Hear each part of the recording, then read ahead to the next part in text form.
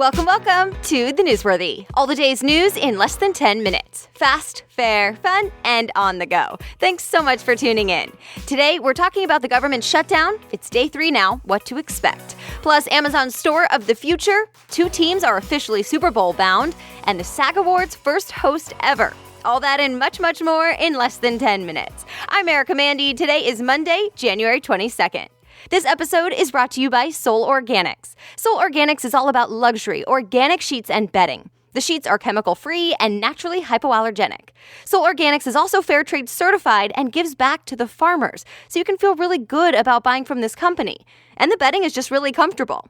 Right now, you can get 20% off plus free shipping with the code ERICA20. So go check it out. Find the Soul Organics link on thenewsworthy.com, then use the promo code ERICA20 for a discount. All right, you ready for the news? Let's do this.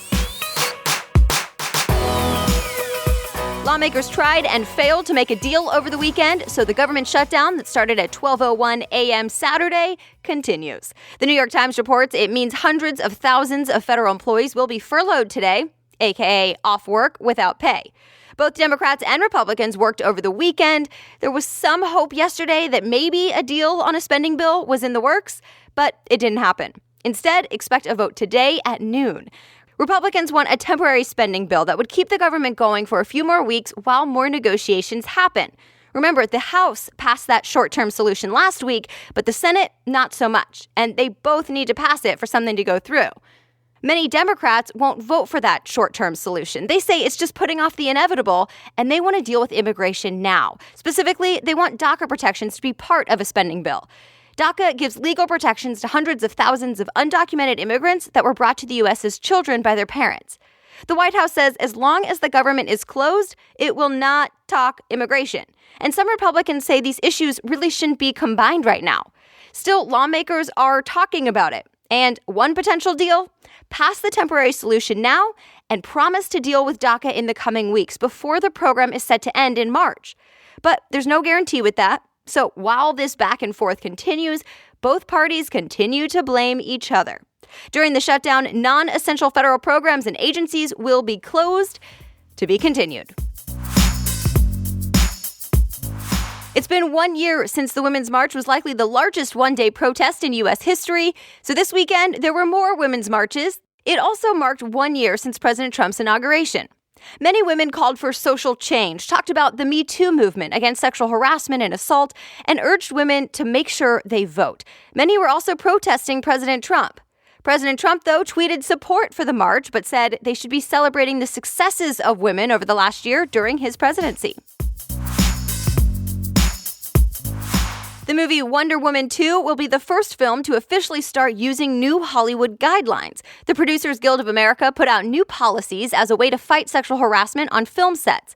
The guidelines include ensuring all laws are followed, in-person training before production starts, and providing several different ways that people can report harassment. It says reports should be taken seriously without predetermined guilt and without any retaliation. All right, other things people may be talking about today. We now know the 2 teams heading to the Super Bowl. The New England Patriots and the Philadelphia Eagles. They both won in yesterday's games. The Patriots hope to get their second straight Super Bowl title. It would be the third in the past 4 seasons. The Super Bowl is on Sunday, February 4th in Minneapolis. Tide teamed up with Patriots player Rob Gronkowski to put out a warning. Do not eat Tide Pods. You know, those small concentrated laundry detergent packets? Yes, apparently the Tide Pod Challenge is to put them in your mouth, and it's going around online, and some teenagers are actually doing it on purpose. So, of course, it's very dangerous and can be deadly. Children are usually the ones at risk because they don't know what they are. But now the New York Times reports poison control centers have actually handled more cases in January than they typically do, especially of teenagers who put the pods in their mouths on purpose. So YouTube and Facebook have now said they'll take down any videos connected to this so-called challenge. There's a new checkout-free store, and it's called Amazon Go. It's the first of its kind, and it's in Seattle, where Amazon's headquarters are. It opens to the public this week. Some reporters got a chance to look at it first, so here's how it works. TechCrunch reports you enter the store by scanning your phone with the Amazon app. That opens the little gate so you can go in. Then dozens of cameras are all over the store. They track you and what you pick up and put in your bag or what you put back. There are also weight sensors keeping track of what's on the shelves. So you just put the items in your bag and you leave. No checkout. Your credit card on file with your Amazon account will just be charged automatically. For the most part, it's got grab-and-go type food items, plus the grocery store staples. So it's kind of like a convenience store, but with the supermarket prices. There are some employees there, but no cashiers. Instead, employees are restocking or checking IDs in the beer and wine section. Amazon says it's not planning to change up Whole Foods stores, which it also owns. Oh, and Prime members, you know where you get free 2-day shipping and other perks. You don't get any lower prices so far at Amazon Go. Speaking of Amazon Prime, the price of a Prime membership just went up, at least for those who want to pay monthly.